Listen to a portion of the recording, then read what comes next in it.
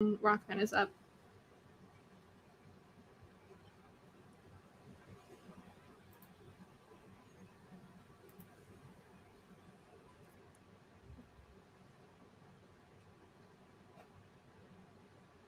Did you do the video already? No. Oh. Go ahead and hit that.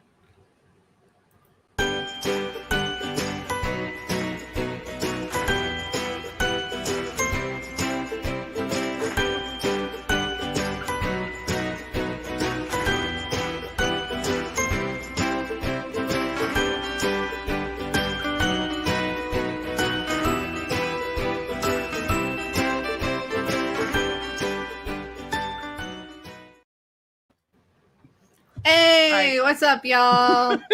It's Monday, meaning it's time for Nerdolitics. I'm Meg, and that's... I'm Jackie. I almost had it. You were very close.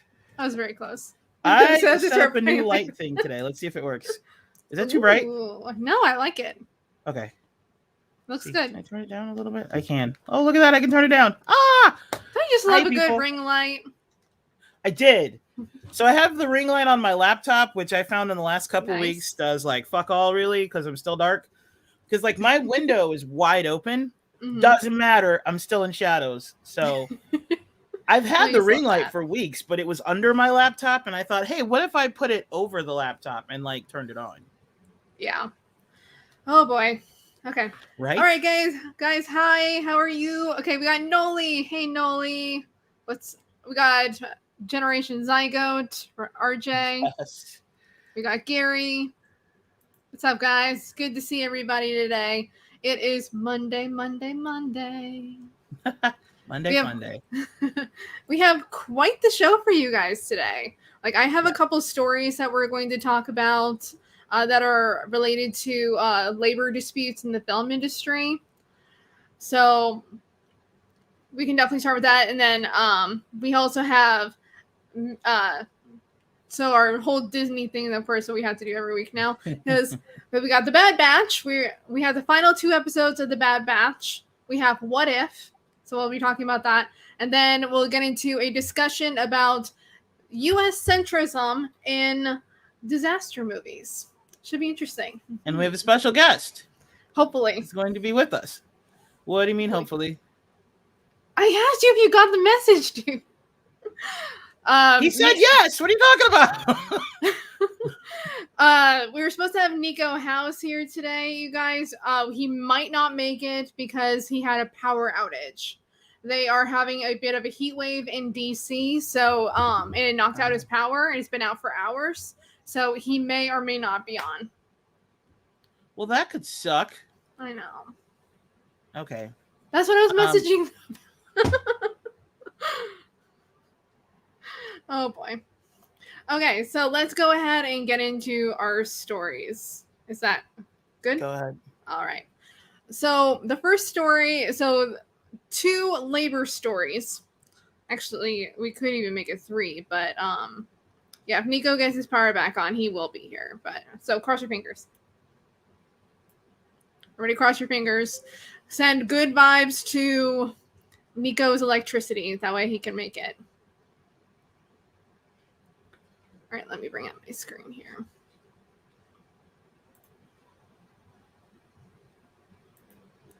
Okay, so this was a story that I saw come out last Monday, and I'm so sad that I didn't see it before our show started, because this is, honestly, I think it's a pretty big story. It comes out of Jacobin from Alex Press. Alex Press is a fantastic labor journalist. Hopefully it comes up. Because my computer decided to restart right before the show. I was like, what the heck just happened? So yeah, I'm just seeing a black screen. I'm like, I don't know what everybody else is seeing. Yeah. Because my computer decided to restart right before the show. Gotcha. So it's going to take a second for...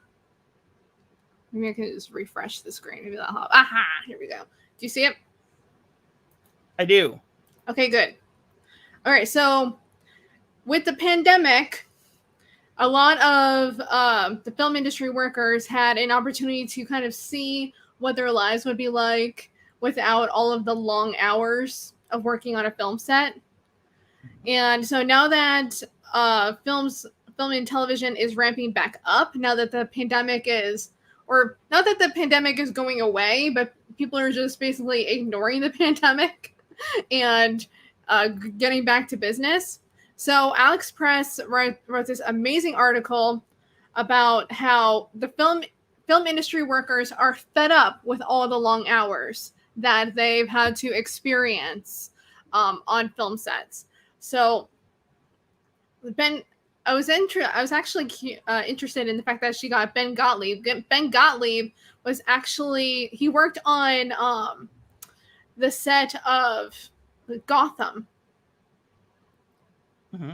And a few other properties. So I thought it was interesting. He's a light technician.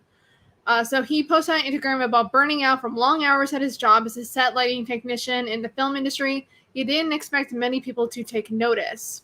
As restrictions were being lifted in recent months, he wrote, pre-lockdown hours became the norm again. I don't necessarily think it's anyone's specific fault. I just think a lot of us got a taste of what life could be like if we got normal hours, if we could come home and spend time with family or friends for a few hours before going to bed. But thousands of people responded to the post and began sending him their own stories of overwork in the film industry. The anecdotes were jarring, with people recounting working in sub-zero temperatures, receiving texts from their bosses while in the hospital about whether they'll be on set the next day, and above all, enduring long hours. A standard working week, not including travel time, is about 60 hours. In the electric department, where you have wrap outs, packing the truck, and cleaning up cable, I'm out of the house 15 hours a day for a 12-hour day shoot. And of course, that's even including the fact, like, if they're traveling, like if they're working on location, then that doesn't include any of their travel time. That just includes their normal day-to-day working time. So while many people imagine working in film as glamorous, a perception that works to employers' advantage when imposing poor working standards, sets are more like construction sites, hazardous and chaotic, with people doing manual labor and working without breaks for extended periods of time. Projects frequently only last for a few months, theoretically giving workers time after production wraps, but pushing people to their limits during the course of a contract. And also safety is another issue, including after they are already going home. Like, for instance, it talks about Riverdale star KJ Apa, who plays Archie on the show, how he almost crashed his car because he was driving while drowsy after a 14-hour day. And that's also what killed Anton Yelchin. Anton Yelchin, after I think he was had just returned home after a long work day, or after a work event that he went to, he parked his car in his driveway. He was so tired, he did not put his car into park, and he was run over by his own car. And apparently this is not a new thing. Like, Longmire crew member Gary Joe Tuck died in 2014 after falling asleep at the wheel following an 18-hour shift. So this is crazy. This is crazy. But so we have the Los Angeles union for so it's the what are they called? The Alliance, the International Alliance of Theatrical Stage Employees. So there's the New York Local 52. They are working on, I think they're on negotiations, or on the West Coast. Okay, it's the Los Angeles chapter. They're in negotiations for new film and TV contracts with the Alliance of Motion Pictures and Television Producers. But if that goes through, then that will also make things easier for those working on the East Coast as well. So, Jackie, I want your immediate reaction to this. That's always how it's been, though. Like, there's are you still reading, or are you done? I'm done reading for now. I just want your reaction to it. Okay. it's always been like that though. For them, they've had like anybody in the film industry, you start out with long hours. There we go. So I want to hit up some of these comments because that kind of has to do with my thing. So first person was somebody said that they hope it doesn't go the way of the writer's block. I kind of hope it does. I mean the writer's strike? The writer's strike. Sorry, I said block. I hope it does because that was beneficial to the writers. Is it beneficial to the people who watch movies? No, because it means a lot of content's not going to be produced for a while they sort this out. But it's good for the people that do the working because it means that they're going to get better treatment. They're going to have better hours. There's no reason the reason why sets last so long, why you have to get everything done in one 16-hour day, is because filming a movie is really expensive, and it takes way more money to come back day after day to try to get that one shot than it does to just make you stay longer and get it in one day. So they try to cut down on, because when you have craft services, everything, a lot of people don't realize just how expensive it is to do a movie. Everything is by the day, and including all of the employees, because most of them are union, so it's by the day. So they try to cram essentially 3 days into one day, which is why their schedule's so long. And you have things like sometimes you have to wait for something like the lighting to be just right, like exterior lighting, outside. So there are a lot of factors that go into that, and they try to do 95% of the job for actors is waiting. They try to squeeze it all in one to make it to stop the production from going way over budget, which is funny because almost every production goes over budget. So I actually do hope it goes the way of the writer's strike. And that was the other one that I was looking at. Producers of capitalist and imperialistic propaganda, the servants of Satan don't have nice hours. No, they don't. So I've been on a no budget set before where nobody was getting paid and we were all frustrated because you literally had to get there at 4:30 in the morning and you didn't get off till 10 o'clock at night. And that was a no budget movie. Okay. That was just, and I had 9 jobs because it was so low budget, but I wasn't there so long because of my 9 jobs. I was there because that's how long everybody's there. And somebody else said something. Do any of the craft services get royalties? No. All that is basically work for hire. Yes. This is the comment. Poor spoiled entertainment people. I don't agree with that. They work 80 hours a week at least. Yeah. To do something that they don't get any credit for. Right. And we're not talking about, I'll talk about Scarlett Johansson a little bit, but we're not talking about Scarlett Johansson, Dwayne Johnson, Bob Iger, or, anyone, or Kevin Feige. We're not talking about anyone, any of the big wigs. We're talking about grips. We're talking about production designers. We're talking about set designers. We're talking about lighting experts, craft services, people who are on that construction site. Yes. That's basically what it is. Putting in those long hours to make sure that all of that work gets done and that the production is moving on time. So these are the people we're talking about. We're not talking about, the executives. We're talking about the people on the set every single day. We're talking about the crew. Yeah. This comment made a good distinction. The cast has a completely different experience from the crew. We're talking about the crew. Yeah. So, here's Robin. Hey, Robin. She said, I did makeup and hair for film and TV for about 12 years. Almost everyone is an independent. Yeah, everyone's an independent contractor. And Hollywood is very much based on relationships. Like, I know I've heard that, for instance, Zack Snyder, he'll constantly work with the same people over and over again because he trusts them. So if you get into a good relationship with someone like Zack Snyder, you base every single time that he does a movie, you have a job. So that's all networking.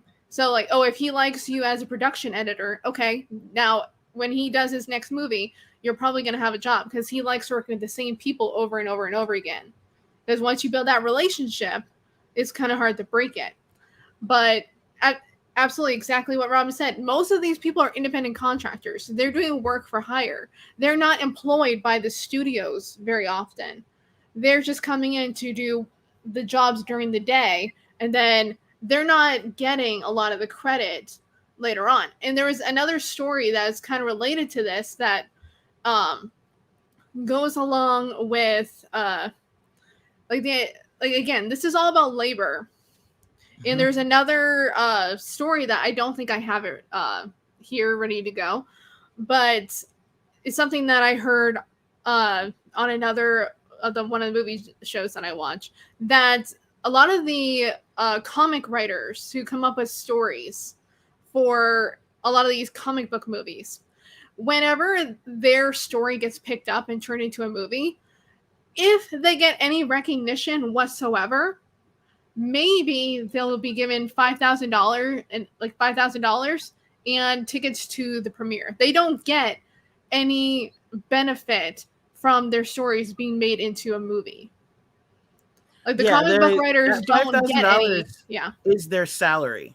That's what they get paid for being comic book writers. Yeah. They don't get any cut of like the guy Jim Starlin who wrote the Infinity series. He wrote like Infinity War, Infinity Gauntlet, which is what Endgame and Infinity War were based off of. He didn't get anything extra from like Endgame was literally for the longest time, for a while, it was the #1 movie, the highest grossing film ever made. And he got 0% cut of that. Yeah. And he didn't, like, from what I've heard, I'm not sure how true this is, but from what I've heard, he didn't even, like, he and another writer were there and their names weren't on the list to go to the premiere. They called Sebastian Stan and Sebastian Stan had to let him in. That's like, insane. That's how he wasn't even, they are. Right. He wasn't even invited to the premiere. That's crazy to me. Yep. It's like not to have your work recognized when all of that labor that you put in over how many months or how many years writing that storyline. And this is like, and this is one of the problems, guys, with like work for hire, because those properties and the stories that they write, they don't belong to the writer. They belong to the comic book company or they belong to the production studio. So that the reason a lot of people notice this, the people who are into comics notice this. They're the writers for Marvel and DC are the same people. They just shuffle back and forth. And the reason that is because they'll start with one company. That company will treat them like shit and they'll leave and go to the other company until that company treats them like shit. And then they'll go back to the other one. Or sometimes in the case of Todd McFarlane, they'll start their own. Yeah. But that's common. That's why you have so many characters that are essentially the same. So someone will create a character like, say, Aquaman, or sorry, other way around. Someone will create a character like Namor the Submariner. Marvel will treat him like shit, so they'll go to DC and create Aquaman, who's essentially the same character, but for DC.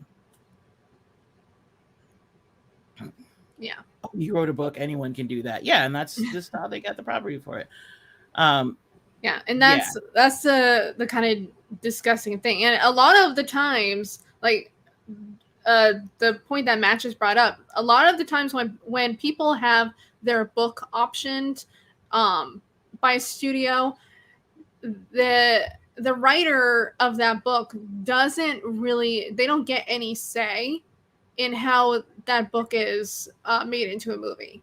Like, unless you're J.K. Rowling or someone, or maybe James Patterson, like if you're one of the higher echelon writers who are make a lot of money like that, then like if you're just if you wrote like one book or maybe one article or something that got turned into a movie, you have absolutely no say in how your movie is adapted. None. Yeah. Like only if you're J.K. Rowling and you can put that into your contract because she has a lot of power. She can say like, no, I get final, I get director choice. I get final cut approval. She can, I get to write the screenplay. She can make those deals because she has a lot of power. If you're even like, I'm trying to think of someone who didn't really get that kind of privilege. I'm trying to think, like someone like a Sarah Dessen who had a couple of her books turned into movies. She didn't get that type of treatment, not at all. And even none of them really do. You have to be really big. The only reason why J.K. Rowling got that treatment is because she's J.K. Rowling, a billionaire. Yeah, because her books were so huge. Like E.L. James was able to get that kind of deal because again her books took off. Basically, you have to be the top of the top as a book writer to get that deal in film. If you're a screenplay writer, you don't. Right, even screenplay writers, you don't get that because you have a director. That's why there are so many writer-directors, because they basically, directors come up with this vision and then they want to do it. They want to film the story that they want. The only way you can film the story that you want is to write and direct, because and even then you have to deal with producers and editors that might chop it up. Look at David Ayer, something I want to talk about next. But the only way to get your true vision on there is to write it and direct it, and then hope the studio doesn't butcher it in editing. Basically, and it used to be that the directors were in the booth with the editors telling them what to do, like giving them directing. Sometimes depending on the director, like if you're Zack Snyder, for instance, Zack Snyder is often in the editing booth, but very rare. That's not an occasion that happens every single day. The reason why Zack Snyder's in the editing booth is because he's also executive producer, so he can do that. Then that's what I'm saying. Like the only way you can really get your vision is if you have all the hats. You have to essentially be an auteur. But if you're a writer and you're like, oh, this is what I write, and like if you're just a screenplay writer, this is what this is the vision that I have. That's not what's going to hit the screen 100%. 100%. A lot of what you wrote is not going to hit the screen.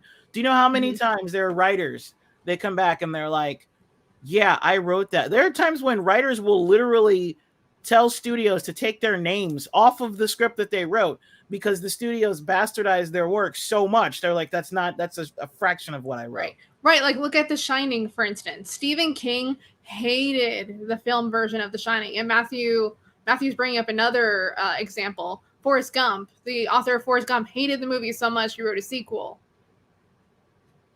So imagine like even someone like Stephen King, who now is a big name, but back when The Shining was made, he was not as big of a name as he is now. Like Stephen King probably has more say in the properties that he does now than he did then. And he's been very clear about how much he hates the adaptation of The Shining because he didn't have any control over it. And so let me go back.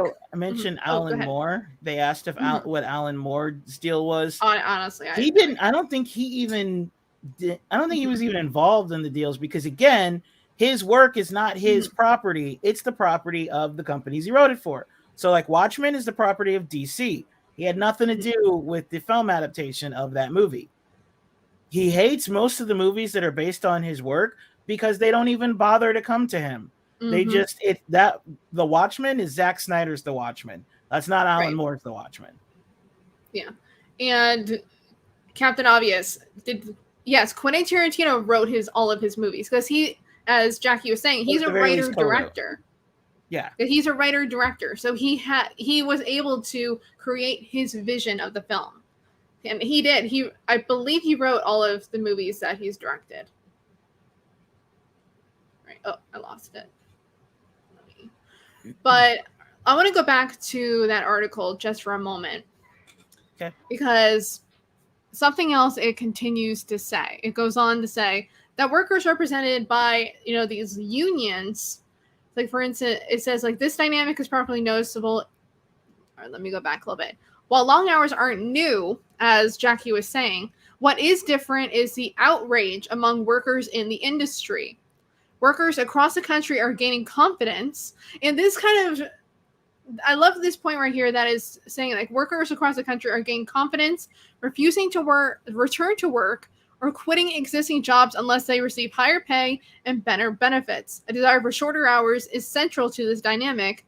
During the pandemic, expanded unemployment insurance allowed people in a range of industries to enjoy free time for what was, for some, the first time in their adult lives. And the reason I want to bring this up is because this is very much a microcosm of what we're seeing across the economy. Like we're seeing, for instance, like we've seen fast food places like Chipotle, where workers have refused to go back to work because of the horrible working conditions. The fact that they're getting a very low pay, putting their lives at risk because of COVID, basically sacrificing their lives to capital, and people are sick of it. Like there is no labor shortage. People need to get this through their heads. There is no labor shortage. There is a shortage of jobs willing to pay a decent wage and offer decent benefits and offer security for their workers. That way they're not afraid to go back to work. So this is what this is ultimately getting at, is that this is a microcosm, as I just said, of the greater labor movement that we are now seeing because of this pandemic. What do you have to say about that, Jackie? I agree. Yep, it says this dynamic is particularly noticeable in the film industry, which effectively shut down during the pandemic. For 6 months, the unions didn't work. And for 6 months, everyone developed hobbies. People got into hiking. They got closer with their kids. They rekindled relationships with their spouses, says Gottlieb. With production restarting, the shift in attitudes to long hours is hard to miss. People are miserable on set now, and you can tell it's palpable. And this has so much to say about just the way that our system is set up to say like, no, you must work to the bone. You have to work hours in order to make it. You have to work. I said this a little bit on Thursday during my Support Women episode, that like so much of labor is, there's a combination of patriarchy and capitalism, in that capitalism is very much patriarchal in its way that it's all about competition, the drive to work. You can't rest. You can't have emotional health. You just have to keep working. Can't cry. You gotta focus. Gotta keep on working. It's that hustle culture. Like you have to hustle in order to make it. And that makes it so that these film companies can exploit their workers. And it's because they need to stay on budget in order to make sure that they stay on time. That way, not only do they stay on budget, but also make sure they meet their deadlines. And because they're doing that, they can exploit their workers, make sure that their workers are working long, exhausting hours. Like these are, like, guys, working 18 hours, 14 hours in a lot of industries, that's illegal. Like you're supposed to have an 8-hour workday, because you need to have that time to rest. If you don't have that time to rest, you can't produce at your job. So this is one reason why they're now saying that no, we're getting sick of the long hours. Before, they just had it in their heads like, oh, time to go to work. But now that they've had that opportunity to rest and see what their lives could be like with shorter hours, now they're fighting for it. Like we're seeing a labor movement building across different industries, and I love to see it. Jackie? Yeah. No, I agree. I'm just wondering what the outcome is going to be. Like, are they actually going to end up doing a strike? I would love to find out. I am very intrigued to see what's going to happen as a result of all of this. So what we were talking about a second ago with like if you they do have good unions, Colin, right? And you they do have good unions, but the labor standards are different in the film industry than they are for pretty much anything else. Same with political situation. Like they don't have unions, I don't think, but like people who work for politicians work like 16, 18-hour days. So anyway, Jelemy brought something up that was also mentioned in that article. Let me bring it back up for just a minute, because there is a lot of Hollywood trickery that does occur in order to try to get around, actually, because that's something else that was mentioned in the article, is that, let me bring this up here. Let me find it. Is that, let me see. Yeah, reasonable arrest demands that the employers not treat their members like machines that can just work until they are broken and then be replaced. The union demands a real and meaningful rest period between leaving and returning from work, regardless of the craft or production. A weekend rest period that allows for actual rest and time to spend with family and friends. And effective penalties that truly discourage the systemic elimination of meal breaks and working straight into weekends. I know there was something in here too about that very often they try to get around, like, I don't know what happened to it. Oh, here it is. As a freelancer. So, as Robin said, a lot of people who work on these film sets are independent contractors, and they're also freelancers. So, Anne says problems abound on sets not governed by union standards, though she uses existing union contracts as a benchmark when negotiating her contract, noting that rising standards for union workers help non-union workers like herself too. Of those problems, she says a central one is payment or lack thereof. We have problems getting paid on time or at all, she says, citing a recent project she worked on that engaged in wage theft, with workers not being paid overtime.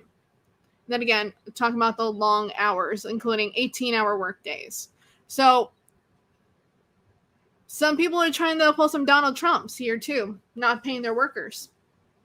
Yep. Yeah, the reason why they try that stuff is because, for one, they'll largely get away with it. And then when they don't get away with it, it takes, because most people just like, in most jobs, not just in Hollywood, but in most jobs, people don't want to fight the system. So when things aren't fair, a lot of people don't even know. Like, a lot of people are just unaware of their rights.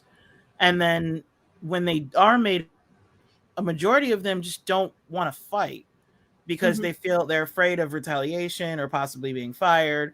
And that's why why these companies get away with it so much. And then when they do get caught and they get sued, the fine that they pay is nothing compared to the money they save by getting away with it. Yeah, it behooves them to do this. Yeah, and so many people won't even bring it to court. They won't try to sue.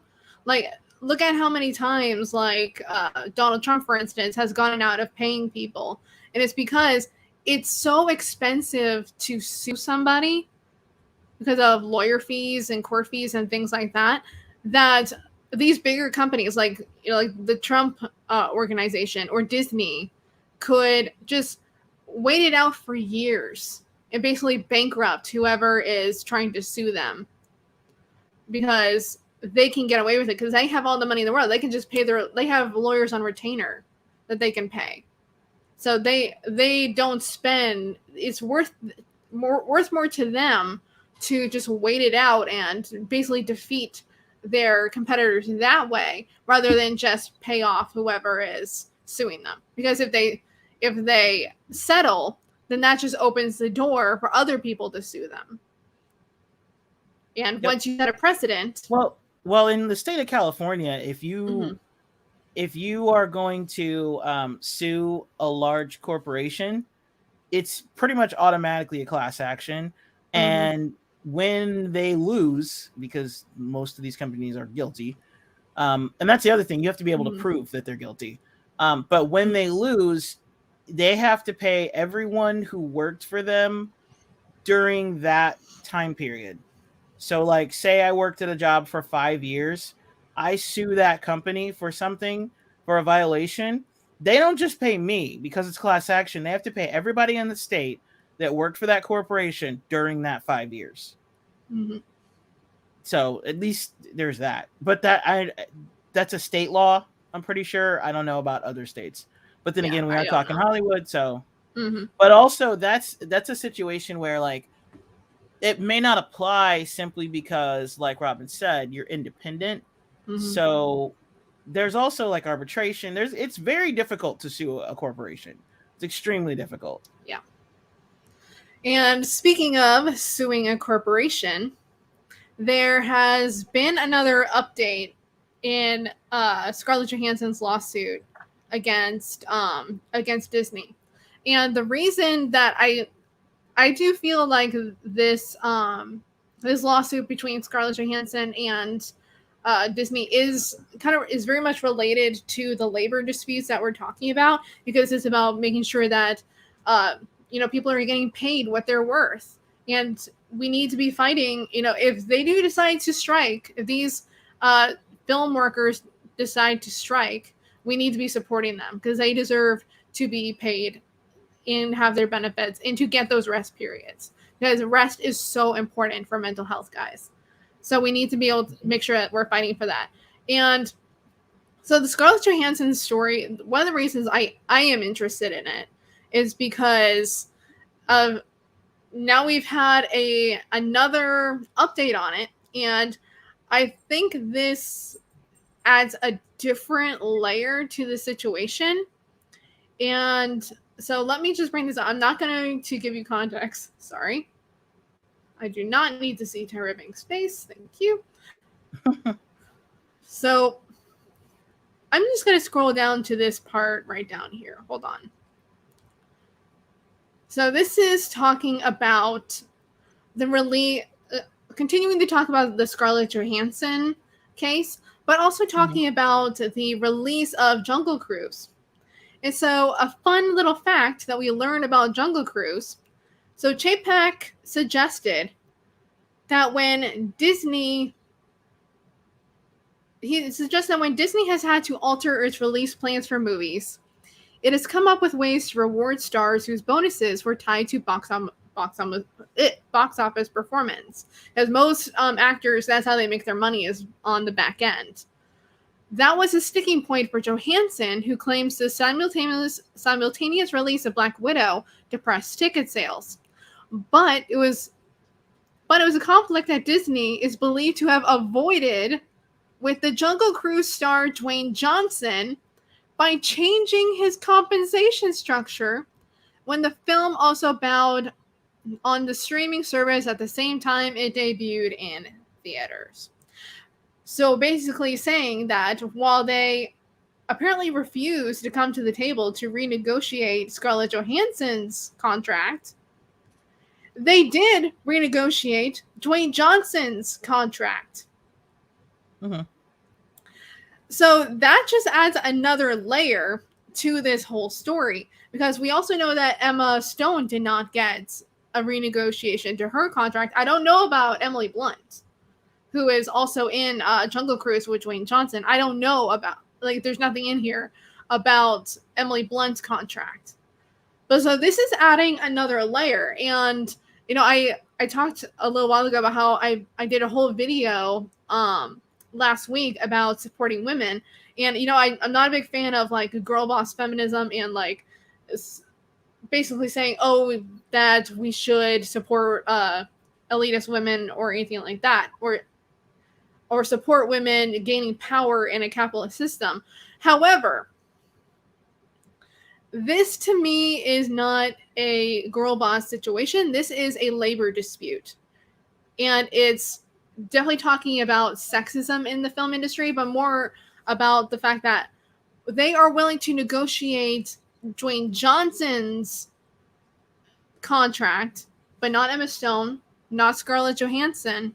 So this is about, and I don't know about Emily Blunt. So this is another layer to the fact that women's labor is not being appreciated and is not being paid. We are exploiting female labor and not paying them their due. So, Jackie, what is your reaction? Is there more to the article, or is that it? I can, like, that's really about it. Like, we can look at what he says here. Like, so Chapek also said, we figured out ways to fairly compensate our talent so that no matter what the business model, everybody feels satisfied. Although apparently that's not true of Scarlett Johansson, considering they wouldn't even take her call, according to as her representatives have said that they wanted to come to the table with Disney, and Disney ignored them. So Disney just flat out ignored them and wouldn't come to the table to renegotiate Scarlett's contract, but they did renegotiate with Johansson. So he says, Chapek said decisions on release strategies will be made on film by film basis based on global marketplace conditions and consumer behavior, adding that his team will take a bespoke approach to each individual project to do what's best for the movie and our constituents. So, I mean, I guess that's really the basis of this whole thing, is that, they're arguing that they're trying to be flexible and that they're doing this movie by movie. But when you have, these big franchises, especially in big IPs like Cruella and Black Widow and Jungle Cruise, there's a lot to be said about why are they negotiating with some of their talent, but not negotiating with other talent, particularly their female talent. Right. So, yeah. So it's they could be a sexism thing, or it could be something completely different. Mm-hmm. Scarlett Johansson's time with Marvel is over. The Rock, that was his first movie. Okay. So from a perspective of keeping someone happy, keeping them in, so without having the added context of what they did for Emily Blunt, we don't know. Someone made a comment earlier that Emma Stone apparently worked out a deal for Cruella too, so she may not sue. That has a lot to do with it. Because Scarlett Johansson is done within the MCU. She's done with Marvel. So they're like, well, this is your last movie.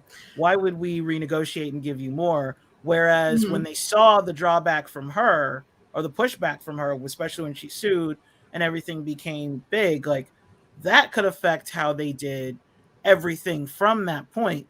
And especially in a situation where Disney is putting all their hopes in the Jungle Cruise because they want it to be the next Pirates of the Caribbean. So they're looking at The Rock as their next Johnny Depp.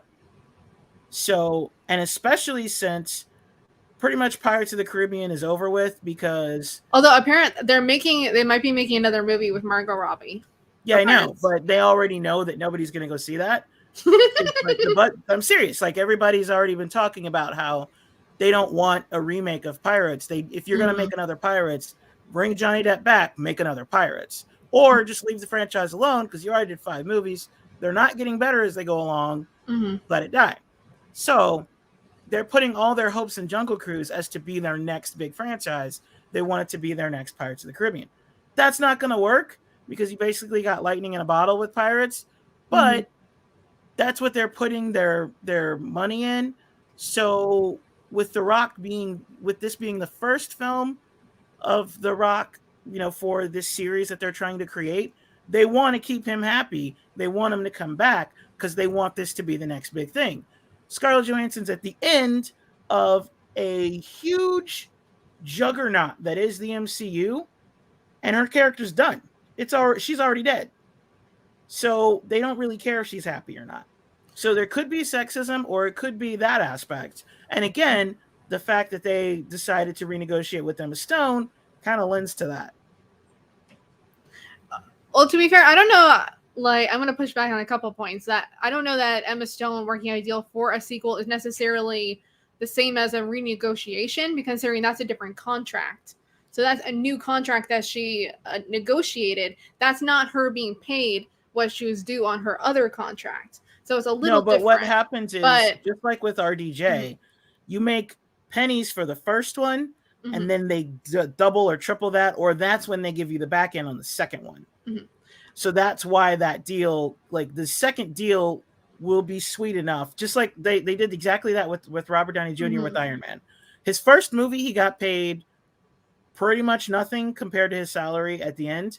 He didn't get anything off the back end because at the time he was still very risky. Everybody forgets that he was extremely risky. He was, yeah. I agree but in with the that. second movie, that's when he started getting the money off the back end, and they gave him an actual big salary. And I think that's what they're doing with Emma Stone. So that's why, yes, it's not renegotiating the first deal, but the second deal is sweet enough that she doesn't care about the first deal. That's what I mean. Yeah, that's a fair point. That is a fair point. The other point I wanted to bring up was that Scarlett Johansson was reportedly supposed to star in a Tower of Terror film for Disney. So if that's the case, wouldn't they also want to keep her happy in order to keep her working with Disney? And if that's not what's going to happen, if they're not going to keep her happy, what's to motivate her to stay on Tower of Terror and to stay in a good business relationship with Disney? As far as Tower of Terror, I have heard rumors about a Tower of Terror movie for ages. So it's the kind of thing that, like, it's been greenlit for like 10 years, but nothing's ever come of it. So that's not the property that they're really throwing anything behind. And I don't know. I feel like when she sued them, that was like, okay, you're just done. But I don't know if they already had like contract negotiations with her. But as far as Disney's concerned, they look at it like when she entered the MCU, she was an actress and she was fairly well known, but she was a B actress when she came in. And then Marvel made her an A-list actress and the highest paid actress. They did the same thing with Robert Downey Jr. Robert Downey Jr. was an A-level talent, but he'd made so many mistakes, he'd gone all the way to the D-list. And then Marvel gave him a chance, and now he's the top of the A-list. Chris Evans was at best a B-level actor before he became... So they're looking at it like, we're Disney. We make you, not the other way around. So, so you have to be a pretty big talent, like, I don't know, an Oscar winner, like Emma Stone is, or somebody whose name means box office, like The Rock. To me, that's why, like, there's always been a hierarchy of talent. And Scarlett Johansson, to me, look at the movies that she's done while she was in the MCU that were not MCU movies. Very few of them did anything. Except for like maybe Lucy. Yeah. She's in these movies that made her a box office draw.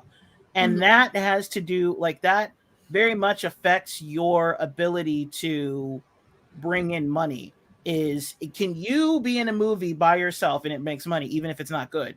Somebody like The Rock? Yes. How many of his movies suck? Doesn't matter. They still made money. That's that draw, you know?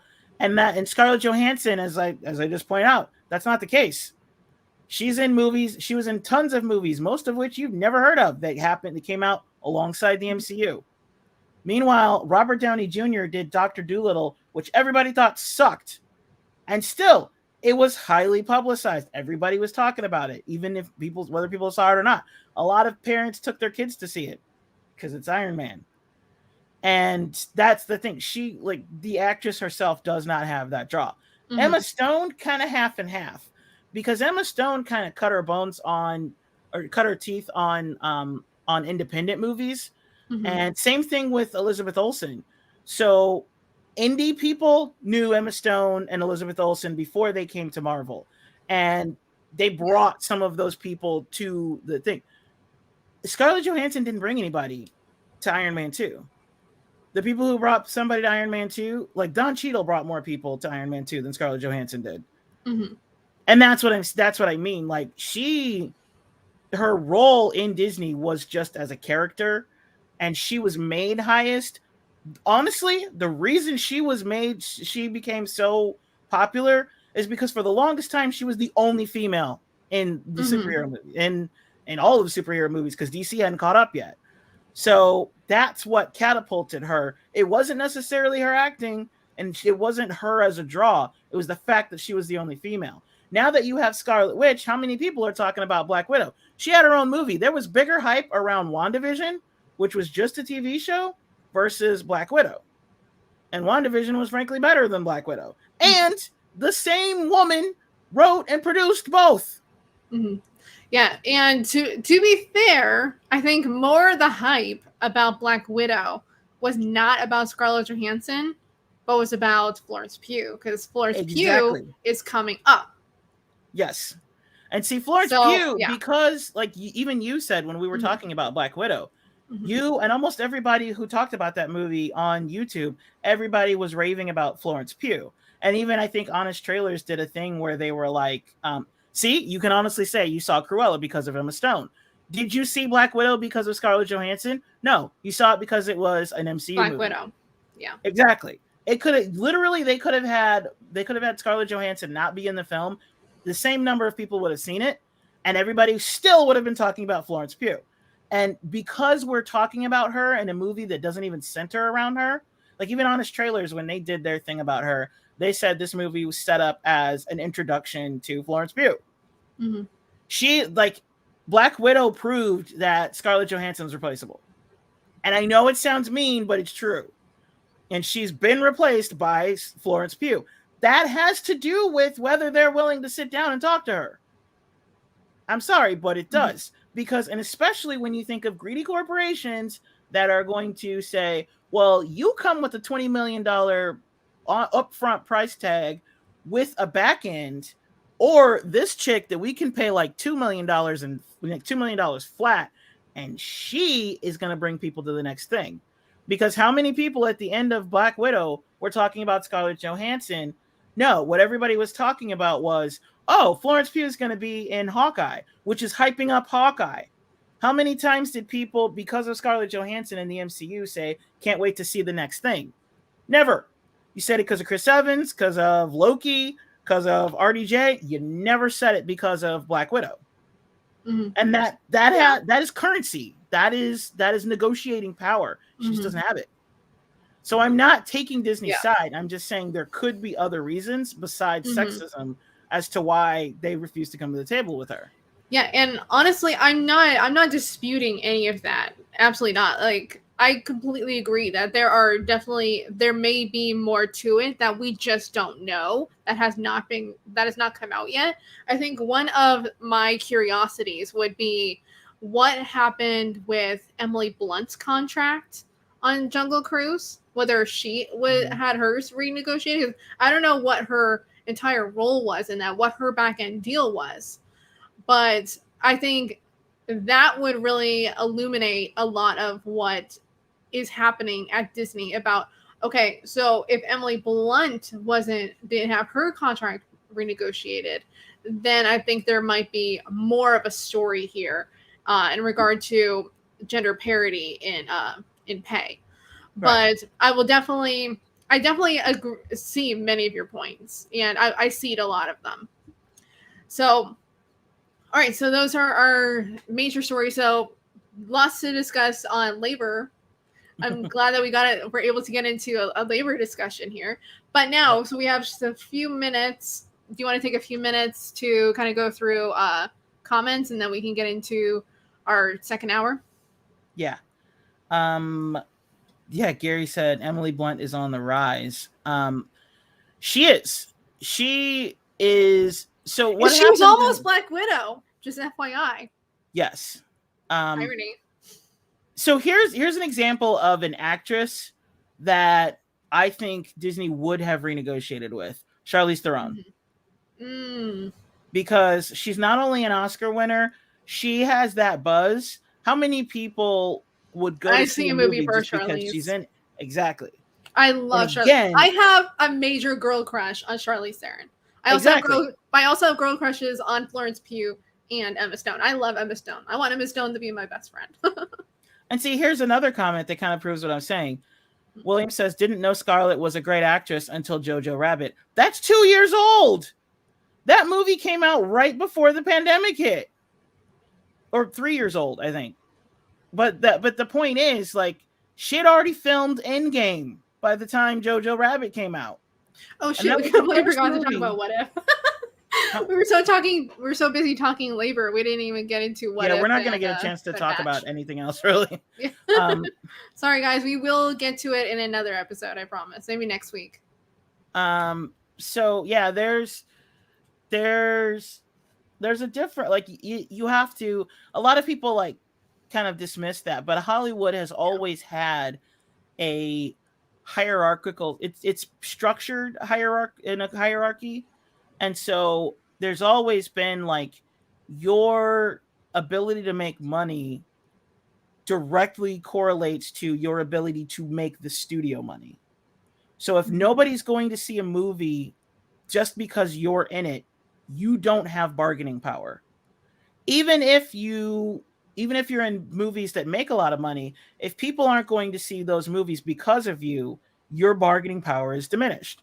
And that's the case with Scarlett Johansson. She just happens to be in a lot of blockbusters, but they aren't blockbusters because of her. Yeah. RJ, I'm going to disagree with you on that. Charlize Theron should not have been Black Widow. Are we talking about Emily Blunt, or are we talking about Charlize Theron? Because Charlize Theron should not have been Black Widow, if that's the case. Charlize Theron should have 100% been Black Widow. The only person better than Charlize Theron should have been Captain Marvel.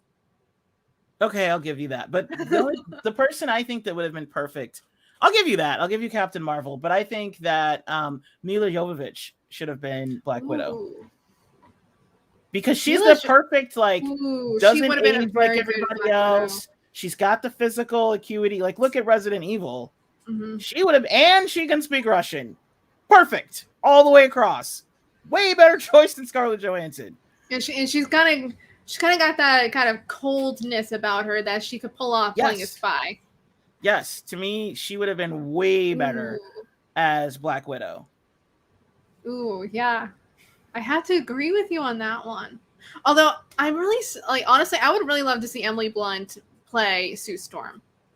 I would love to see her and John Krasinski play Sue Storm and Reed Richards. I don't want John Krasinski. I don't know why. I don't want John Krasinski as Reed Richards. I don't know why. I just don't.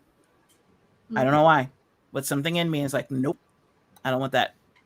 And I also don't want Emily Blunt as Sue Storm. Maybe. Okay. But no. I don't know. Okay, it's just the way that I read those characters, it doesn't come off like that. Mm-hmm. We can agree to disagree on that. That's fine. Yeah. I don't know who so yes. For this person, what about Mila Kunis? Mila Kunis is the backup for Black Widow because, again, she can speak Russian.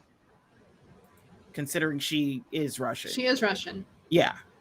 But she's perfect because most people don't know she's Russian because she's completely gotten rid of her accent. But she's Russian. She is. She was born in Russia.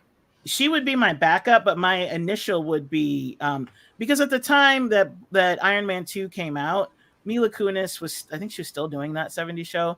So she was a relative nobody, but everybody knew who Mila Jovovich was because she had already done Fifth Element. Mm-hmm. That's an interesting case study.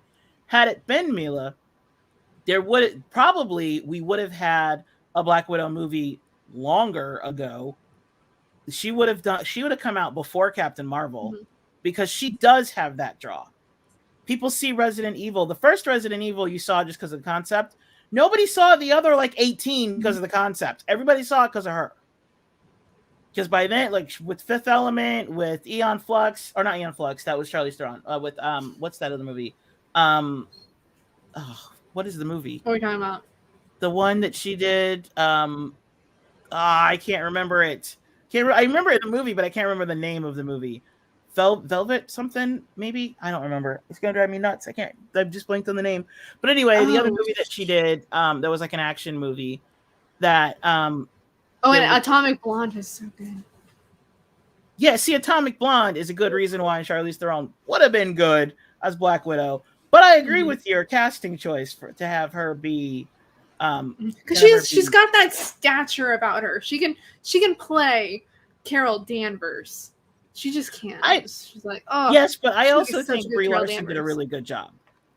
No, it wasn't Aeon Flux. Was it Aeon Flux? No, it wasn't Aeon Flux. Aeon Flux was Charlize Theron. Ultraviolet. Thank you very much. Oh yeah, that was Ultraviolet is the name of the movie. I was trying to think of Mila Jovovich one. Yeah, Aeon Flux was Charlize Theron. Yes. Oh, Robin, I agree. Like, it wasn't Sleeping Beauty, it was Snow White, but Charlize Theron as the evil queen. Oh my gosh, she was a revelation. She's the only good thing in that movie. Yeah. Hi, Lawrence. Yeah, so to me, those, if it had been either of those women as Scarlett Johansson, had it been either of those women as Black Widow, I think they would have had far more bargaining power. Number one, they would have had a Black Widow movie a lot sooner because they have that bargaining power. And I think that if this situation had happened, so let's say if this had been Black Widow 2, and this would have been them like passing the torch on to the next Black Widow, then they would have done that. They would have come to the table with her and they would have negotiated. That's the way I see it. Like you said, it could be. Oh, okay. Yeah. We stand corrected. Paul, Mila is Ukrainian, not Russian. Oh. Soviet. She's still Soviet. She's Soviet. Same shit. That's like saying somebody's Canadian, not American. You're in the Americas. You're American. Anyway, what continent is Canada on? What continent is Canada on? I am not American. I mean, I am. First I am now that I'm in Florida. Okay. I am now that I'm a citizen. No. You know, and whenever you go to Canada, they do not like it when you say that you're American. You have to say that you're from the United States because people in Canada are like, no, because we're American too. Literally, the entire Western Hemisphere is American. That's my point. Mm-hmm. So for me to say, like what I was saying, like she's Russian. Okay, she's not the country Russian. She's Soviet. Same shit. It's just like being an American, but you're technically Mexicans are Americans. Everybody in the entire Western Hemisphere is American because you're either in North America or South America. Either way, America. You're in United Statesian. Yes. Technically, our country doesn't really have a name. We're just called states. Well, I guess my country, your country's Canada. I'm Canadian. Yeah. So, any word from Nico? Let me double check. Let me see. Nope, no word. No word? Okay. Nope. So we'll see if he comes. Yeah. Oh, doggies. We may just have to press on. Right. Yeah, he didn't send me a message about the power outage. I guess he just sent it to you. Oh well. Probably because he knew I was not awake. Mm-hmm. Well, I mean, we were talking, and so he brought it up. Right. Yes, USian. USC. To be honest, basically, whenever you're in another country and you're from the United States, you're just like, oh, you're from the States. They don't call you American. Well, I'd say from the U.S. Mm-hmm. I'm from us, which just sounds. Yep. Sounds about. Oh, so you're from a Jordan Peele movie? Okay. Not even a good one. You don't like Us? No, not really. Rebecca Ferguson from the Mission Impossible movies would have made either a great Black Widow, Captain Marvel, or Sue Storm. I think she might make a good Sue Storm. She missed the boat on Black Widow because she didn't come out till almost Infinity War. She would make a good Sue Storm. Yeah, I think that would be good casting. Ha! Eagle Hawk Candor. We are from the place everything goes downhill like a toilet. We are the Florida of the Western Hemisphere. Hell, we're the Florida of the planet. Hi, Bass. Hey, Bass. So, okay, let's get into disaster movies and then hopefully the maple syrup in Canada is amazing. You cannot get better maple syrup anywhere else. RJ. I wouldn't know. The best maple syrup comes from Canada. And beer. Yes. The beer in Canada is amazing. Matthew was going to fight in Belgium because people thought he was French. Do you speak with a French accent? So Nico apparently did lose power. So it's just us. Yeah, so we'll have to reschedule. All right, so I'm going to bring up a tweet that kind of inspired this discussion about disaster movies. Okay. So let me bring it up. Here we go. So this was from Bree Newsom, and basically she said that everyone knows America is the good guy. We defeat the aliens in the summer blockbuster and lead the world to safety in science fiction. Confronting myths and examining blatant hypocrisy is the opposite of imperialist behavior, so we shouldn't expect anything different.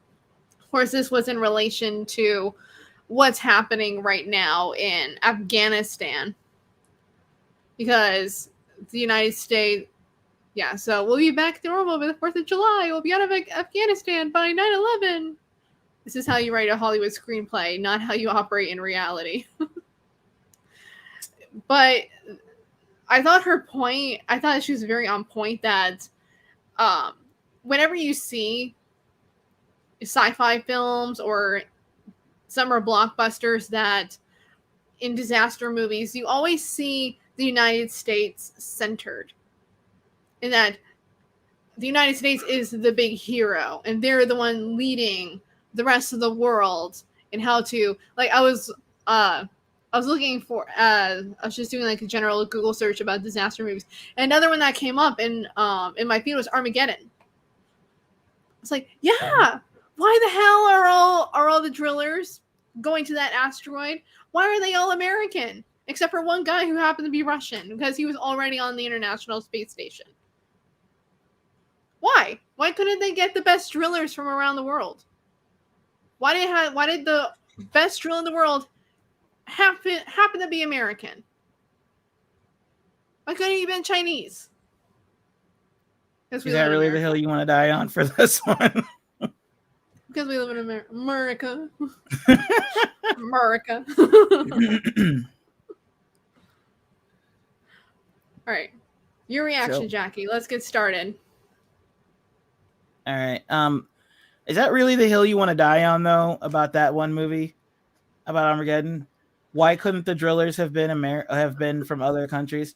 How about why did they train drillers to be astronauts? Why not train astronauts to drill? Why not just give them some? That was the whole point. That was the whole point that he was brought there, right? Them and just send astronauts. Right. That's the whole reason they brought Bruce Willis to Houston. Was because he was supposed to train the astronauts how to drill, and he's like, "Nah, we're gonna bring some drillers up there." I gave you an out, man. I asked, like, is that the hill you want to die on for that movie? Because that movie has so many problems, and just the fact that they're American is just barely on the list. But no, you're absolutely right on that. But you're absolutely right on that. And the Russian guy on the International Space Station, he made that clear. Like, wait a second, you're not all astronauts. I'm the only astronaut here. What the fuck is going on? You're all incompetent idiots. Never happen in life. No. Let's break apart Interstellar. I chose violence this morning. Everybody loves that movie. I'm like, I can't stand that movie. To be honest, that is one Chris Nolan movie I haven't seen. You haven't? Oh, great. I haven't seen Interstellar. But no, you go off. Go off, Queen. No, because it's better if you know what I'm talking about. You wouldn't. Our audience will if they see There's so many. Guys, do you want to hear Jackie go off on Interstellar? You know you do. You know you do. You know you want to hear her go off on Interstellar. Just because I haven't seen it doesn't mean you guys haven't seen it, right? Okay, hold up. We're still in Armageddon. Heller, they didn't have time to train astronauts properly in the drilling arts. Right, but they had plenty of time to train drillers to be Fucking astronauts. Backwoods Bubba from down the road could figure out how to become an astronaut faster than an astronaut, someone who has 4 fucking degrees so that they can get in space for 10 seconds and train for 30 years for this shit. Yes, it takes way longer to train them to push a fucking button so that its drill can work. You're right. Why didn't I think of that? You know the funny thing? Right. Ben Affleck was like on his rise when he did Armageddon, and he said he went to Michael Bay and asked this very question, like, "What the fuck? Why are you training astronauts to become or drillers to become astronauts? Why don't you just train the astronauts to drill?" And he told him, "Shut the fuck up." Because you gotta appreciate the working man. Yes, I just said that. Like he said it right as I was telling the story. Yep. You gotta appreciate Ben Affleck sometimes. Sometimes, on occasion. Sometimes, not all the time, because we know he knew about Weinstein. So, yeah. I mean, honestly, everybody who is every A-list star in Hollywood, that everybody who was an A or B list star at the time that he went down knew about him. Every single one. Brad Pitt knew. Everybody. So it's kind of like when people get like, there are people who are mad at Chris Pratt because he's a Republican, and I'm like, didn't you think everybody was a Republican? Because the way that I saw it was, yeah, when the world is on the line, do you want scientist or Bruce motherfucking Willis? Now you're gonna make me want to go into my Interstellar. Do you want scientists or do you want farmers? Go off. What was the more secret or the more important skill, their drilling skill or their astronomical skill? I say the ability to drill rather than sit in a spaceship that someone drives. They are the drivers. The astronauts are the drivers. Didn't you watch Apollo 13? Okay, never mind. They explain why it took all 3 of them that were in there to get them back home. Because it's not just one person. It's not like a fucking spaceship is remote piloted from like Houston. It takes 974 people to make sure that the people who go up come back down and on Earth in the right place and don't just crash into something or just drift off into space and never ever come back. Yeah. Lots of people, okay? Everybody in that spaceship has a skill set that is important to either getting them off the ground, getting them to stay in orbit and on target to whatever they're supposed to do, and to getting them to come back. Everybody has a purpose. And again, these people have multiple degrees in science. But okay, Bubba who runs a forklift can fucking do it. Whatever. Anywho. Okay. So go off on Interstellar. I want you to do it. I want you to do it. Oh, there's so many problems with it. Okay, so basically, just like what they were saying with that. Is Interstellar a disaster movie, though? Is FYI? Yes, technically. Okay, go. Because the premise of Interstellar is that there's this thing called the blight, which is ruining crops, and it's supposed to be in the future where the planet is becoming uninhabitable, and what's happening is the blight comes through, and when it hits, it makes it so that no crops can survive, with the exception of genetically modified corn. Keep that in mind. Mm-hmm. Genetically modified corn is the only thing that humans can eat. Because of this, plant life, or all plant life, animal life, it's all dying off. And there are these huge dust storms that are happening all over the planet. Now, again, talk about America-centric. We don't know what happened to the rest of the world or what the rest of the world's solution was because we are in Texas. Yes, that is one with McConaughey. Yes. We're in Texas nearly the entire time. Or at least I think it's Texas because it's just fucking fields. And so what happens is when the blight hits your crops, you have to burn them. And so basically what I think the premise is like there's not enough oxygen in the air for humans to breathe once the blight hits. Okay. So they're So going in search of oxygen? no, they're going in search of the. So that's like the disaster, right? It's basically, basically like climate change to the extreme, right? Mm-hmm. So they're going in search of another habitable planet. So what happens is, because of this, and this is the first problem I have. Okay, no. The first problem I have is that they start out with telling you, with people from like in the future for like the present day, because the movie ends later. So they start in the present day with people going back, like in a documentary when people go back and talk about how things were. Mm-hmm. It's like that. And they say that there were so many dust storms that that people had to like had to shut down, like close the windows and everything, and there would like dust would come and it would like fill up their houses, and then people were dying from diseases from dust getting in their lungs. Okay, so the first problem I have with that is at the time the movie came out, which was what, like 2013? I don't know. When the movie came out, like I don't remember what time it was, but it was a few years ago. When it came out, I was like, and they were showing how like dust would get in your eyes and everything. And I was like, we have the technology now. This is supposed to take place in the future, like 20, 30 years in the future, right? It's like, we have the technology right now. You can go to the dollar store and get things that can protect you against the dust so it doesn't get in your lungs. For example, the mask that we've all been wearing for the last year and a half, and basic goggles. Protect your eyes, protect your mouth. You're protected. As far as your house, you mean to tell me in the future they couldn't figure out how to retrofit houses to their houses right now? There are other movies that have houses that are not futuristic, that have houses where you can hit a button and all the entire house can like shut down. Like in the movie The Proposal, they were in Alaska, and because the daylight is so like they're like 6 months of the year, it's just day.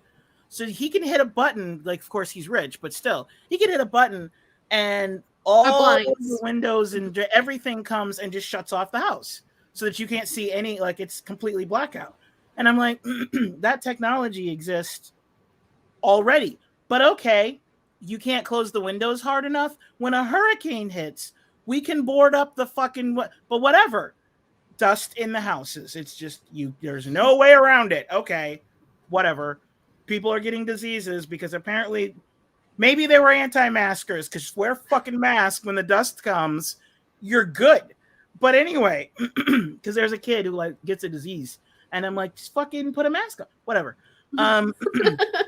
So, and again, like I'm watching this, I think it was like 2013. I'm watching this and I'm like, I can go to the dollar store right now and mitigate the harm of these dust storms. Just saying.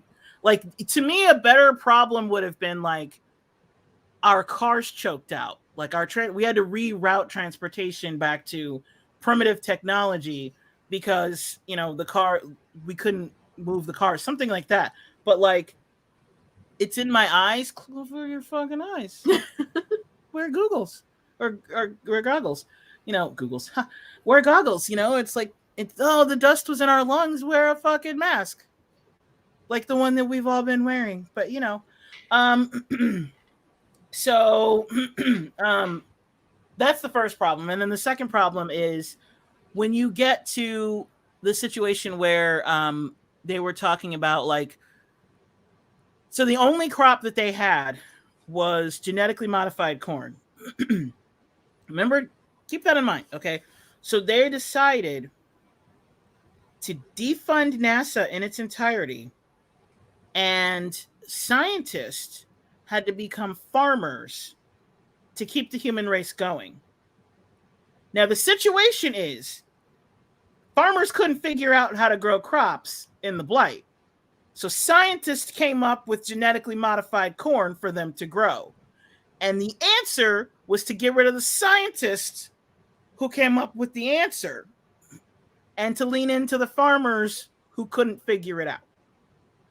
So Matthew McConaughey was a former NASA scientist. He was an astronaut, and he has now become a farmer because this makes sense for some reason.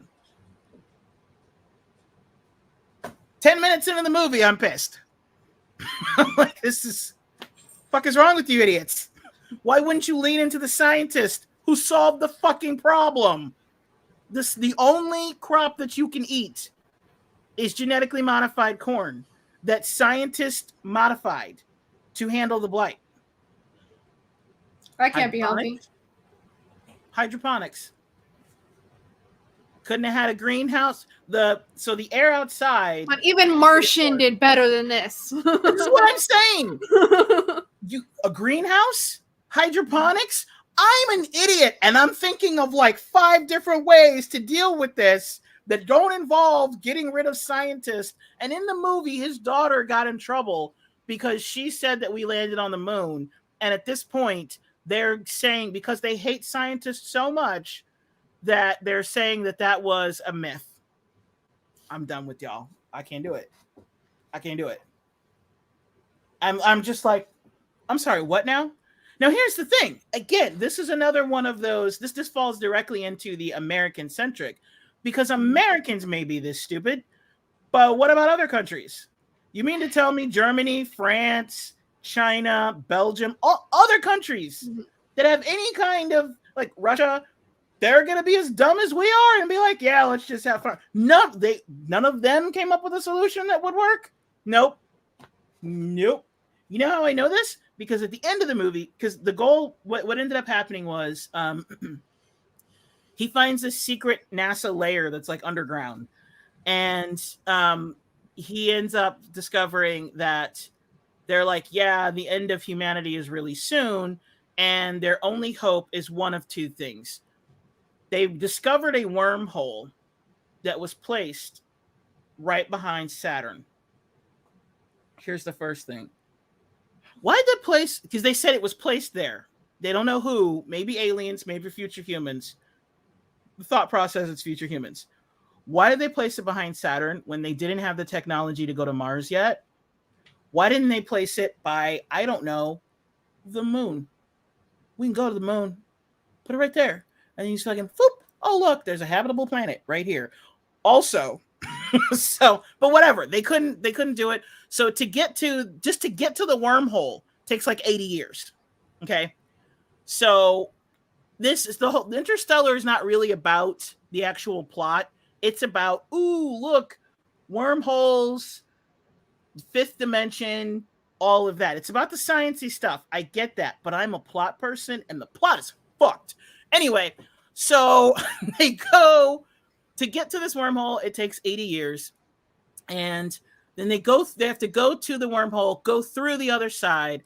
And then when they get to the other side, they discover that, and I think the movie really should have been called Gravity, but whatever. They discover there's already a movie called Gravity. Yeah. Well, did it come out first? I don't think so. I don't know. Because Interstellar came out a while ago. Anyway, so Gravity. when they get out, when they get there, when they go through the wormhole, first of all, they're sending them without the necessary knowledge of how to get through and come back. So they may be sending them on a one-way trip. So this could be a suicide mission. They don't know. Gravity came out in 2013. Interstellar came out in 2014. Okay. So the reason why I say that is because when they finally do make it through the wormhole, they discover that that the new system is not a solar system. It is a black hole system. And the black hole is it's like there's a gravitational pull of this black hole that is what's giving the energy to the planets around it. And that's what's keeping the planets like in orbit. And I'm like, okay, that's an interesting thought. Having a system, not a solar system, but a black hole system. Could we just have a movie based on that? Can we throw away the entire plot to Interstellar? Because it's fucking stupid. Nope. That's just a blip. That's a quick, they say it and then you move on. Whatever. So then you get there. So it turns out that this expedition is not the first expedition to said black hole.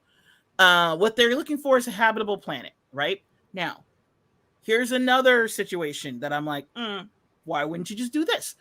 So they said that they sent out the first expedition and they never heard back from them. Well, of course they never heard back from them. It takes them 80 fucking years to reach. So if you're still alive, you're not going to know if they made it or not. Just saying. And also Anne Hathaway is with him, and Anne Hathaway this entire time is very calculating, very scientific, we need to do XYZ by the book. And Matthew McConaughey is more lead with his gut, lead with his instinct, of course, lead with his heart. And she's like, I don't give a damn about your heart. These are the procedures. Okay. Like there was, I think, did you send me the TikTok video of I am a woman scientist. Therefore I must be like this is like a trope. This is a trope in movies. Like I cannot have emotions. I'm a woman and I'm a scientist. I have to concentrate on this. I can't have children. I can't have a life. I'm a woman and I'm a scientist. Oh, but wait, there's more. Because spoiler alert, at the end of the movie, she pulls a 180 and becomes super emotional and chooses. So when they get through, there are a bunch of planets, and they get to a point where there are 3 planets that are left because like they get through the wormhole, and it turns out the first expedition, they sent 1 person to each planet. So there were like 11 planets, right? And they sent 11 people. They sent 1 person to each planet, and the person, when they got there, if it was a habitable planet, they were supposed to send off a beaker so that the second expedition could go, oh, let's go to that planet. So of those 11 planets, there are, I think, 5 planets that have like beakers. But here's there's a catch. Because of the way time works, are the beakers going, are they going off because... Are you saying beaker or beacon? I'm probably saying both because that's how my brain works. The beacon. I did say beaker because I almost said it again. Are the beacons going off because these people are still alive, or are these people dead, but the beacons haven't gone off yet because time travel? Because again, like there's the whole, when you go through the wormhole, time works differently. So for these guys, it's been maybe a few months, maybe like a year, because in space, it's not 80 years to them. It's 80 years on Earth. But to them, it's been like maybe a couple months or like maybe a year, I think. So they're like, okay, these beacons are going off. We need info about these planets. They have to choose a planet to go to. The first planet they choose is Waterworld. And they go down there. But not like Kevin Costner Waterworld. Well, I say Waterworld because it's literally a planet of water. But like Camino? Yes. Okay. Yeah. But here's the thing. They go down there and they basically touch point like in the middle of the ocean, and these huge tidal waves come and they're like, get the fuck out of here. It's the kind of situation where like they were down there for like an hour. When they get back up to the ship, because only 3 people went down, 2 people came back up. When they get back up to the ship, the dude that they left on the ship has aged considerably, and he's like, you guys were down there for 7 years. To them, it was an hour. That's the whole point of the movie, is to show time, to show the time difference, And so now they're in a situation where like every drop onto a planet, time runs differently on that planet than it does in the ship. So they're in this weird situation where like we have to choose the most habitable planet. And the thing that I thought was, when they went down, what if they came to Earth, but they dropped in the middle of the fucking ocean? They dropped in the middle of the Pacific where there are no islands. Did they really land in Camino or Waterworld, or did they just land in the fucking middle of the ocean? And they should have gone like 45 degrees over and they would have landed in Cleveland. You know what I mean? But they didn't do any of that. They just got the fuck off the planet. So so then they get another beacon, and this one is homeboy Matt, the guy who he's in every fucking movie as a cameo, Matt Damon.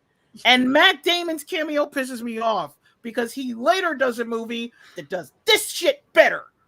He's later in in the one The Martian. Yeah, thank you. And that's a way better whatever.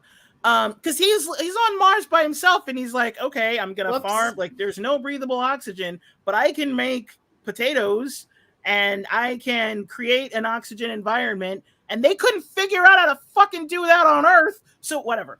So so they go to him. Turns out the planet is not habitable. Either that or he landed. Okay, I don't know if I can take any more of this. This is my point, right? So he essentially has landed in Greenland on this planet. And again, I'm like, you fucking landed, like, on Earth, you could have landed in Greenland and been like, it's not habitable. It's fucking freezing. Like, they landed in Antarctica, essentially. It's too fucking cold. Okay? It's too cold. It's so cold, there aren't really even, like, animals and stuff. So I'm just like, okay, did you check to see if there's like a desert on that planet? Like, they're planet hopping like it's Star Wars, right? But they're devastating results for every time they go on a planet. And I'm like, is this the whole planet? Because it feels very Star Wars. It feels like this entire planet is water. This entire planet is Antarctica. Maybe if you go 10 degrees that way, you're in California. But you didn't go 10 degrees that way. Got the fuck off the planet. Okay, whatever. So they're like, okay, we have 3 planets left. We have to decide. And now, you ready? Now we're going to have a complete character swap. Because now it turns out one of the scientists on that planet is Anne Hathaway's boyfriend. So she wants to go to that planet because of love. And everybody else is like, according to I can't anymore. I can't. I'm telling you. And they're like, now all of a sudden, like, everything is flopped. And he's like, he's the Mr. Scientist, like, no, I don't think this planet is the most habitable. I think it's this one. And she's like, no, I want to go to this one because of my love. And then you end up in the Tesseract, which is not the Marvel Tesseract. This is an area where 5-dimensional beings have made it so a 4-dimensional being can exist. So yeah, and then there's this moment where, like, basically this movie is the Beatles song, like, all you need is love. Everything boils down to all you need is love. And in the end, Anne Hathaway, they go through the black hole. They didn't have the calculations to be able to make it through the black hole. But in the Tesseract, he's able to communicate with his daughter. And the thing I left out is that the reason why so his daughter, when she was a little girl, she said there was a ghost that was talking to her. And remember, because you can't shut the fucking windows, dust storms, like, just take over everything, and that's just your life now, right? Dust is just, I mean, there are people who live in the desert who figured this shit out centuries ago, but 20 years from now, we're morons. Anyway, so the dust storm has brought in things, and America. And there's like, his daughter is a little girl communicating with the ghost. And so as she's an adult, she is working in this underground NASA base. And yeah, Matt Damon is forever in every movie as a cameo. So she's, as a little girl, as an adult, she's working in the underground NASA base. And they're taking all of the information that they're sending back to them, because despite the fact that the first people couldn't go, like, their information couldn't come back, somehow this information does, whatever. So gathering all the information they have, and they're working out this equation. Oh, there's a second option, by the way. The first option is to take all of the people from Earth and send them through this wormhole to a planet that they find that's habitable. The second way is they have like a Noah's Ark thing, which is they take as many people as they can, chosen people, because again, nobody from any other country is in this movie ever at all. It's just like a couple fuckers from Texas, right? So it's like the population of Austin, right? And so she's working on this equation to try to get everybody to go through a black hole.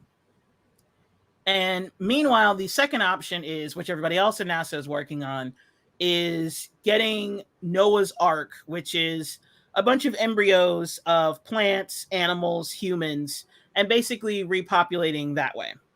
And they're like, look, the time is running out. We're not going to be able to live on Earth soon. We have to figure something. Like, if we can't find another planet, we're going to have to all move into this, spaceship. And which, but everybody, meaning, the population of Austin, Texas. That's what I'm just going to say. It's not Austin, but to me, it's Austin, Texas. So everybody's working on that. As an adult, when she gets to the age that her father was when he left, because he's still Matthew McConaughey, like 2013 version, right? When she is now an adult, aka Jessica Chastain, she figures it out, and she's like, okay, I've got the information. How do I communicate with them? And then she remembers the ghost in her house. Mind you, so she remembers the ghost because there's a whole other situation with she and her brother. Because she has a brother. Why the fuck does she have a brother? Because the whole movie boils down to all you need is love. The love between a father and his daughter. But he had a son. Okay? He has a son, and he doesn't care fuck all about the son. He fucks off. Right? There's no need for him to have a son in this movie. But anyway. Why is this all of a sudden starting to sound like Tomorrow War? Yeah. So she gets, I'm not forgetting Michael Caine, but really Michael Caine is an insignificant part of the movie when you're talking about the whole thing. Michael Caine is the head scientist at NASA, and he's the one who helped Jessica Chastain come up with the formula. So she figures it out, and then she's like, oh, I know how I can talk to my father. That ghost in my room when I was a little girl, that was my father from the fifth dimension from fucking 80 years from now. So let me go to my room and use a watch to send music. Let me go to my room and use a watch to send messages to him. And I will use the second hand on my watch to send him an extremely complicated formula that he can enter into AI to get them through the machine. That's right. It was so complicated that AI could not figure out the equation to get them through the black hole. But she did. But it took her 80 years. She and Michael Caine and AI worked together, and in like 80 years they came up with the equation and sent it to him using the second hand on an old watch. That's right. 20 years from now, they have an analog watch, and she's using the second hand to communicate with him. And he's communicating with her by moving books, and it turns out he was the ghost all along. And yeah, and because in the Tesseract he can see, the Tesseract is made by fifth dimensional beings, because he can see all of time, but he can only see all of time for himself or for his daughter. So he was able to see that his daughter was talking to him, that he was the ghost. He figures it out and everything, and it's a very touching moment. It doesn't make any fucking sense, but and so when I say that, by the way, because here's the big thing. Everybody tells me whenever you say you didn't like Interstellar, you didn't understand it. I understood it. And people are like, you just didn't get the science. No. The science wasn't the bad part. The science was the only good part of the entire movie. Okay? The story itself was stupid. The reason why it didn't make any sense is because you mean to tell me that you have advanced AI, but you have to send a human to determine if a planet is habitable? You can't send the AI? And there's a throwaway line about like, oh yeah, the AI wouldn't know something. It's stupid. Because we send probes to other planets. We've had a probe on Mars for decades. Just the first one just died. Okay? We send probes to other planets before we even consider putting a human up there. And the probe roves all around the planet, discovering anything that's going on, sending information back to NASA. We couldn't do that. Whatever. So that's why it's stupid. It's not the science, it's the writing. Okay. And I will be the first to admit, it is a beautiful movie. It is well acted and well directed. All the elements are there except for the story. The story is where it just falls apart. But the visuals were beautiful. And that's why I was so pissed when I watched it, because when I first saw it, I sat there like, because I was like, this was a beautiful movie, and it was beautifully acted, and it had heart and emotion. And the plot was stupid. It was just stupid. And anytime you say that, people are like, you didn't understand the science. No, you don't understand plot structure. Anywho, so long story short, Anne Hathaway ends up going through the black hole. So does he. And he gets kicked out on the other side of the... when he comes through the black hole, he gets kicked out on the other side of the wormhole, on the Earth side. And she goes through the black hole and ends up going to the planet where her boyfriend was. She gets there. It's fully habitable. We can tell that because she has removed her helmet and she's breathing air. And she's growing plants and shit because everybody had seeds on them. But her boyfriend is dead. What killed her boyfriend? Good fucking question. He's just dead. She's there by herself. Meanwhile, he goes, when he comes out of the other side, I think he got kicked out like on his own. They find him, bring him into the Ark. And that's when he discovers that his daughter is now like 100 years old. And she had, trust me, this is a long story short. This is not too late because I can go into much more detail on the other bullshit. But anyhow, I feel like I've aged the 80 years in 20 minutes. Like, yeah. Holy shit. This is like I have no words for how like contrived it gets better because the ending is his daughter is like now 100. She has grandchildren and great grandchildren. He comes to see her and he's still like 43 years old, right? He comes to see her, and because the whole thing, it was all about love. Anne Hathaway went to the correct planet because of love.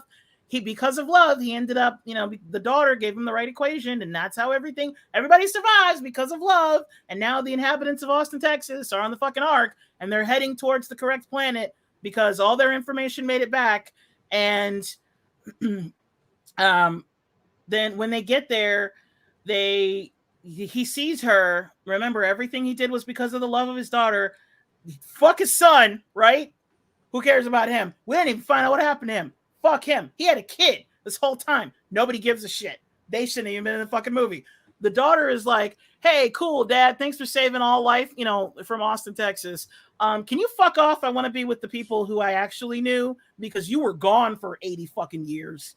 And then he's like, okay, I'll just go hang out with Anne Hathaway because I'm an attractive male and she's an attractive female. So we have to end up together by the end of the movie. And I don't know if her planet is habitable or not, even though I'm in a place that clearly humans can survive in. So I'm going to go to her. I also don't know that her boyfriend is dead. So I'm going to be the third wheel. I'm intending to be the third wheel and hope that, maybe I can convince her to leave him. Who knows? That's how it ends. Yeah. I just went cross-eyed. Yeah. And this was the short analysis. So yeah. Oh my god. And that's why I can't stand Interstellar. Okay. That's why I can't stand that movie. We are woke, so we only care about daughters. This happened before even the woke movement. This is pre-Me Too. This is just I can't. Yeah. Like that, I feel like I've aged 80 years in the last 20 minutes. Oh, this is my favorite. Meg went through the wormhole. Yeah. So that's what you asked for this, by the way. I literally said, no, I'm not going to do it. I should have stopped you. I really should. I gave you like 9 outs. You refused to take them. Well, honestly, I didn't know you were going to go into that much. I don't know. Okay. Continue with the disaster movies. What else? What else we got? We have like 15 minutes. Well, I mean, there are tons of them. Independence Day, I don't think is that bad, and that yes, America figured out the problem, but it was also like it shows that with Roswell. Thank you, LMC. With Roswell, they had the aliens, and they've been experimenting on them, and then they're the ones who figured it out. But at least they told the rest of the world. So the rest of the world was visible even for just 2 minutes. They did that scene where like they were getting on the horn with the I don't remember the name of the signal. My brain stops working after a while. And they were telling everybody, and then you get the scene later where everybody, the world has defeated it. At least they acknowledge that the rest of the world exists. Interstellar is like Austin, Texas. It's how Austin, Texas decided to take on. And before the pandemic happened, I thought that everything about that movie was really stupid. And there's no way that people would shun scientists and go for farmers, especially when farmers couldn't figure out how to farm with the bad soil. Wouldn't you go to scientists who had created the only thing you could eat? Also, why didn't they use hydroponics? Why didn't they use greenhouses? There are so many things like they could have done. No, like, Andrew Nico couldn't make it. He had a power problem. Right, so very smug. Yeah, 2012. Like at least here's the thing is that at least 2012 also acknowledged the rest of the world. Like that was very much a class story, but at least I did acknowledge the rest of the world and the exploitation of people around the world. Considering we know that the Indian guy was actually the reason that they were able to figure out, oh, we only have this much time left. They left him behind. They left the Indian guy behind. Chiwetel Ejiofor wanted him on the ark and they left him behind. Yes. We exploit people around the world. Turkey Day, it's very disappointing the first time, the second time, the 8th time. I tried to watch it yesterday to prepare for this. Again, I've seen it multiple times, but I was like, I haven't seen it in a long time. And it's a very forgettable movie. So it's one of those where like, I might have to, rewatch it. I got an hour in and I was like, I don't care anymore. It's an action movie and it didn't hold my attention. I couldn't do it. I was like, I'd rather rewatch Day After Tomorrow, which that is another one. I do like that movie. For America-centric. Because that one it does show it only in America, but then it does show like Americans reversing it and starting to push into Mexico. Oh my God. When that happened, when they started fleeing to Mexico, I was like, you reap what you sow, bitches. So right now, Lawrence, we're just kind of all over the place. We're discussing disaster movies that are America-centric, or if they do. We got into a bit into an interstellar tangent that took a lot longer than I was expecting. That was on you. I tried to warn you. Okay, fine. I accept accountability. I opened the door. You walked through. You opened the door, you roped me, and pulled me through. You know what movie people don't talk about a lot is Deep Impact. That's probably because the what if coverage we're not going to get to this week. We'll hopefully get to that next week. Yeah. We'll just do week 1 and 2, and then we'll hopefully also get to Bad Batch. The finale of Bad Batch next week. I'm sorry, Jay. We didn't have time. But we had a really good conversation about labor, so. Yes. Deep Impact isn't because I think a lot of people didn't talk about Deep Impact because Armageddon came out first, and Armageddon had way more stars, and it was the Michael Bay blockbuster, whereas Deep Impact was like the second. Hollywood does this a lot, where different studios will bankroll the exact same movie. Yeah. But I think what was interesting about Deep Impact is that it showed the failure of the human race, considering they couldn't stop the asteroid. Yes. Which made that movie at least a little interesting. There's also another movie around that same time called The Core. Yes. Where like the Earth's center was firing. They had to restart it. Yeah. Because it stopped spinning. And there was so like they had dig down issues. into the earth. Yeah. Yeah. There's a lot of movies like that. Yes, there was also Sunshine, which was kind of a horror movie, but it was still a disaster movie, and it ended about as well as Deep Impact. Yeah, we did mention Armageddon and Independence Day, J7. We did mention Armageddon and Independence Day because those are also very U.S. centric. But at least Independence Day, we mentioned that they at least gave the information that they learned to the other countries. Yes. So other countries were there, and it was known. And the savior of Armageddon was the Russian cosmonaut. Yes. Like the only smart character in that entire damn movie was the Russian cosmonaut. In which one? In the Core? Armageddon. Oh, Armageddon. Oh. Lev was the hero of that movie. And it was all because he could bang on shit. This is how we fix things on Russian space station. We could probably do a whole thing on Armageddon, actually. Yeah, Cusack was the lead of 2012. Okay, so a lot of people are asking for Geostorm. Yeah, Geostorm wasn't American-centric, though. Everybody was speaking English, but if you paid attention, everybody's from around the world. And we're specifically talking America-centric movies. Mm-hmm. Because Geostorm, like, Gerard Butler, I think, was he supposed to be American in that? I don't remember.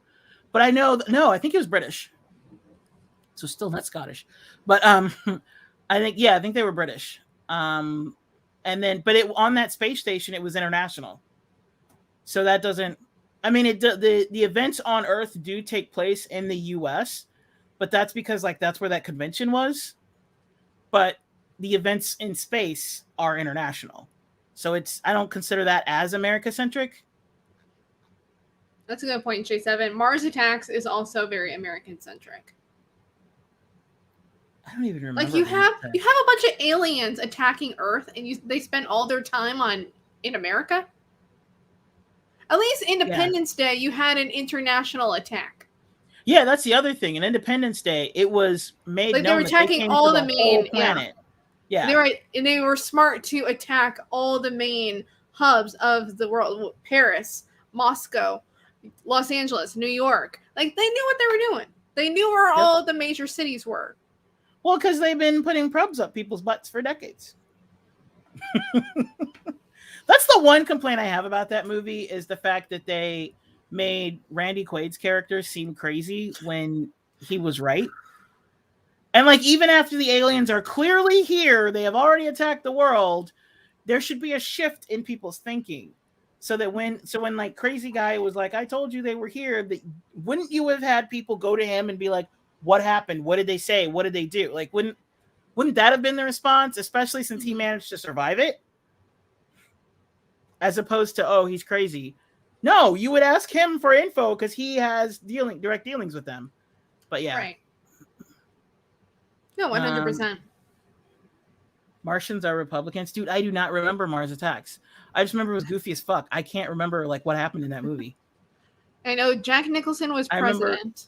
That was just what I was about to say. I was like, all I remember is Jack Nicholson. And some woman's head ended up on a chihuahua. See, when movies are, like, really, really weird or, like, stupid, they gone. It's like my brain is like, no, you have too much Godfather and Matrix and, like, MCU knowledge. You can't hold on to all the stupid shit. So it has got to go. So, yeah. So I don't have much room for those. JC, to be fair to Americans, I don't see them complaining that their country isn't featured in films like District 9, for example. Really, the only way disaster movies are not America-centric is if they're not made in America. If they're made, like, by another country. Mm-hmm. And usually those don't become big Hollywood blockbusters because most Hollywood blockbusters are Hollywood. Mm-hmm. There are only two countries that could make a big disaster film that Americans could possibly see, and that's China and India. Those are the only two countries who have the clout. Yeah. And I think China a few years ago did have a really big disaster movie. I take that back. Knowing Americans' xenophobia, there are two countries that would get their movies in front of an American audience that are disaster films, that are not American-centric. That is Japan and that is Korea. Those are the only two, because even Chinese movies, we don't watch them because we're assholes. But, like, we watched Snowpiercer, but again, it was more the indie community that was like, hey, everybody watch this movie, and we convinced everybody else to watch it. This is a good point. The Suicide Squad was right. If the aliens are destabilizing an enemy, then we don't care. Because that's what happened on Corto Maltese. Yep. Starro was taking over and like, okay, well, this is good for the US because, okay, cool. which Look makes out of no there. damn sense because like he's gonna stop there. Just like Jurassic fucking Park. Oh, we'll just contain him to this island. No, you fucking won't. Did they stay contained to an island? Shit. Like, life finds a way. Shit moves. You had avian dinosaurs. They can fucking fly, motherfucker. What? So stupid. So stupid. Like 9 people have mentioned War of the Worlds. I think we should address War of the Worlds in the couple minutes we have left. I haven't seen the original one. I haven't seen the 1953. I've only seen the Tom Cruise one. I have heard the play, or not play. Well, it is kind of a play. The radio version. Oh, the Orson Welles? Yes, I've heard where he that. actually made people think that there was an alien invasion. And people that is the reason why. You know when you watch TV and you Orson see Welles little, is amazing, man. Yeah. You know when you watch TV and you just randomly see like the little broadcast thing pop up? Mm-hmm. That's because of War of the Worlds, because people believed it. So that's why you have to every now and then hear that you're listening to fake motherfuckers. This is not real. Like, this is not a news broadcast. This is pretend. Radio plays are awesome. I used to listen to them all the time because, again, for me, I'm all about the story. So if I can get the story in a radio play, in a movie, in a song, in a poem, I don't care. I want like oral tradition. I just want the story. I'm all about the story, which is why I can so quickly pick apart Interstellar, because the story sucks. So anyhow, we're in our last few minutes. Yeah, it's unfortunate Nico couldn't be here to help us avoid the Interstellar. The interstellar hole that you dragged us into. I opened the wormhole. I'm sorry. You did.